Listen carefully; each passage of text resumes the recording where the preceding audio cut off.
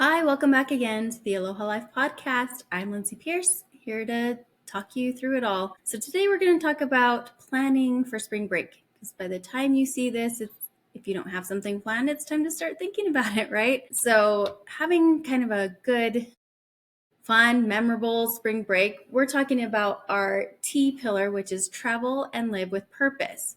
When we travel, we want it to be memorable, memories that you and your family are going to create for the rest of your lives. Some of my family's top experiences and memories all relate around travel. So that's why I made sure to put this as one of our pillars, because it is such a big part of building relationships and creating memories together.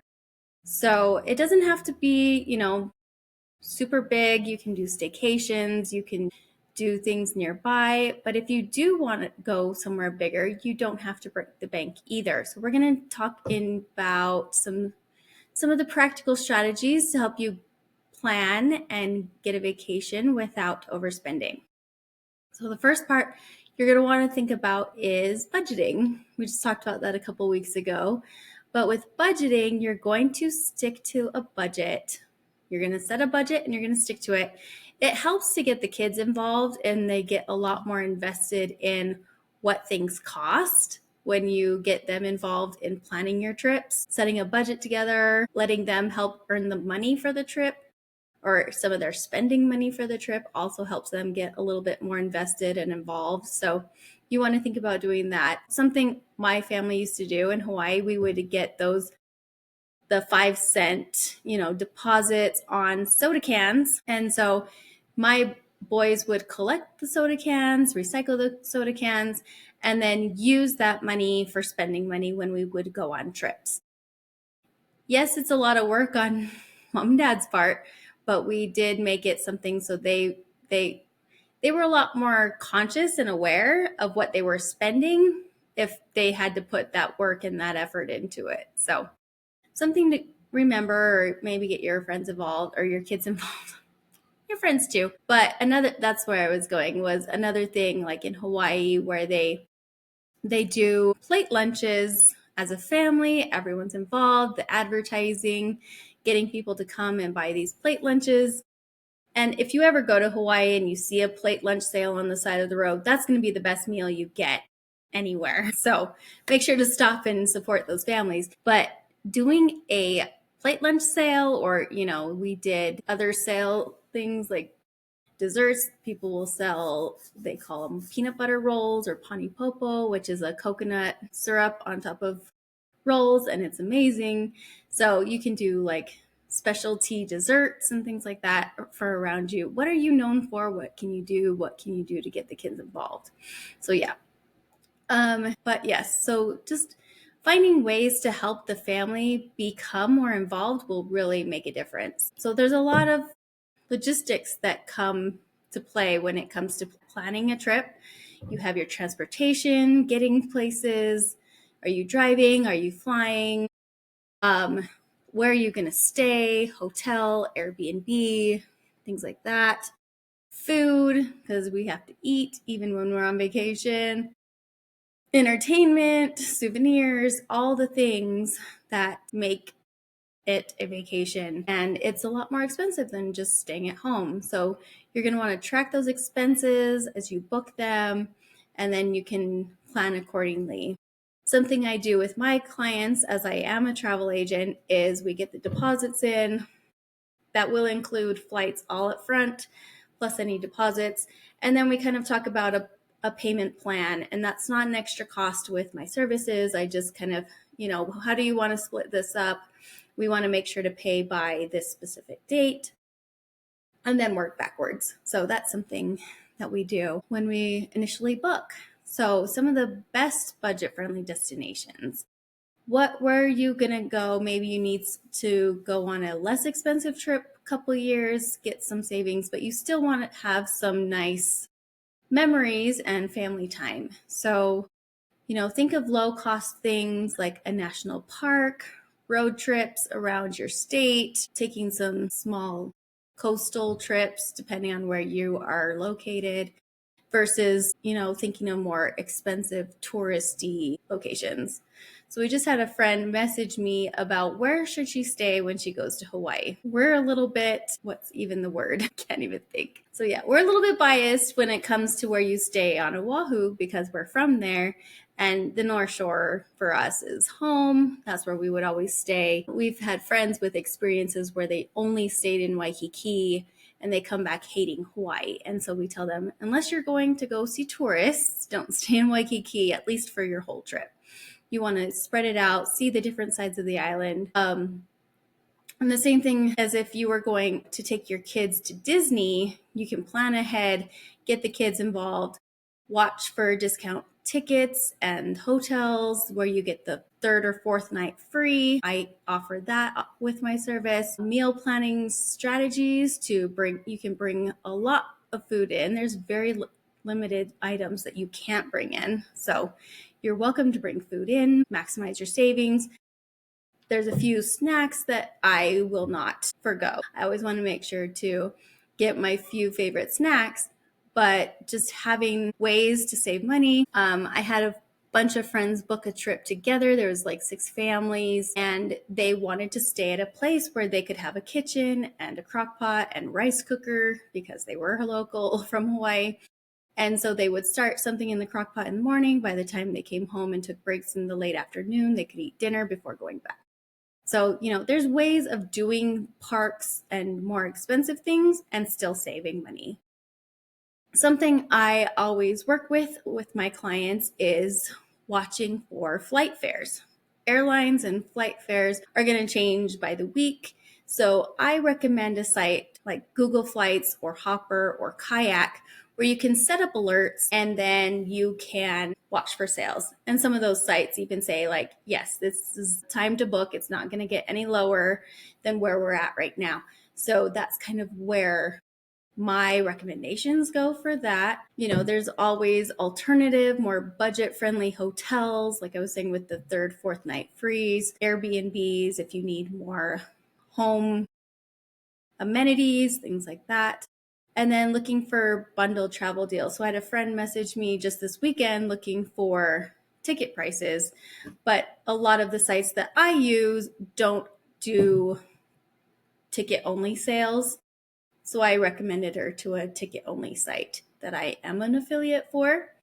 But when you're doing a package like hotel and ticket together, I can get you a lot bigger discounts and more options than if you're doing your own host, like an Airbnb, and looking for tickets as well. So there's so many options. If you're doing those more local free things, look for ways to go hiking on your spring break, or days to get out to a beach, times to explore a city. We had an extra day in Puerto Rico when we were there a few years ago, and just exploring Old San Juan the night before we flew out was amazing. We had time in the city. We could walk around, explore the forts, things like that. So my kids were very intrigued by that. And then just think of ways to make the trip special. It doesn't take a lot of money. Sometimes it just means packing, snacks to keep going on your road trip and not stopping at gas stations all the time. Creating a playlist as a family. Everyone can contribute some of their favorite songs, so you get a little bit of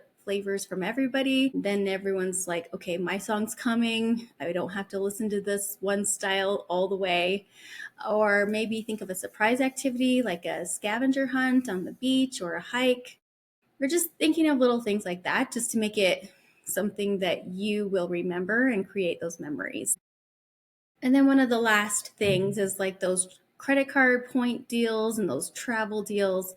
If you're with a company and you're a loyal client or customer for an airline or a hotel, and you want to stick with those things and build those points, or build that loyalty program that you have, use those points for these vacations. You can also check on sites like Groupon.